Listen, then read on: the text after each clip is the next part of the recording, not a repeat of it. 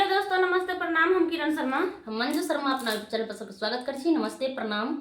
और हम दोनों दौरानी जेठानी जा रहा छी तिलक गीत गावा। अहाँ सबके केहन लागत गीत सब जरूर सुनब, कमेंट करके जरूर बताएब। बहुत प्यारा सा गीत है।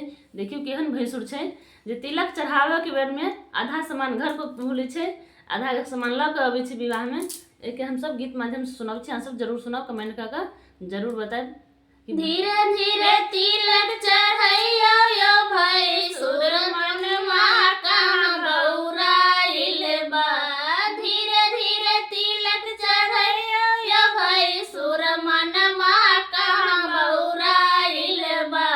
झुमका लैली टिकवा लैली नथिया कहाँ भुलाइल बा।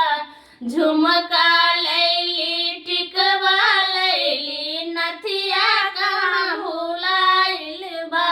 झुमका लैली टिकवा लैली नथिया कहाँ भुलाइल बा। धीरे धीरे तिलक चढ़ैया यो भाई सुर मन मा कहाँ बौराइल बा।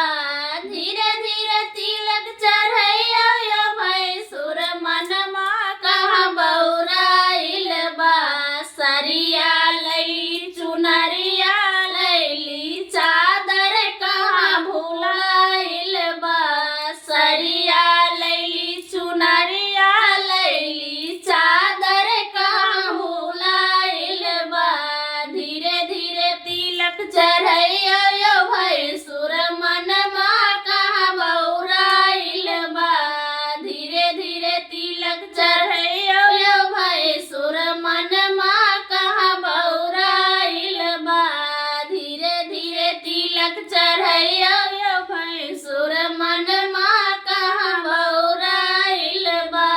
कंगना लैली हरबा लैली औंठी कहाँ भुलाइल बा। हरबा लैली कंगनमा लैली औंठी कहाँ भुलाइल बा। धीरे धीरे तिलक चढ़ैया यो भाई सुर मन मा कहाँ बौराइल बा।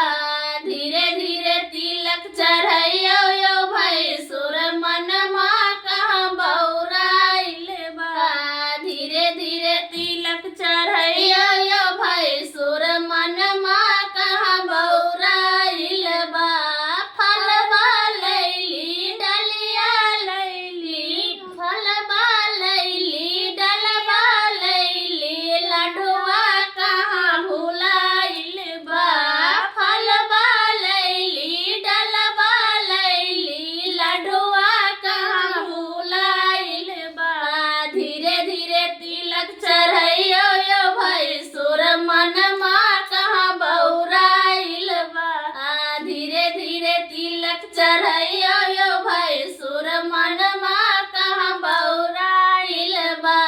धीरे धीरे तिलक चढ़ैया यो भाई सुर मन मा कहाँ बौराइल बा।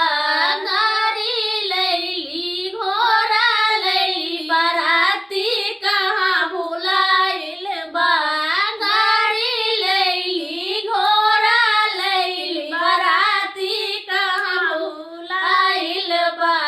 धीरे धीरे तिलक चढ़ैया यो भाई सुर मन मा कहाँ बौराइल बा।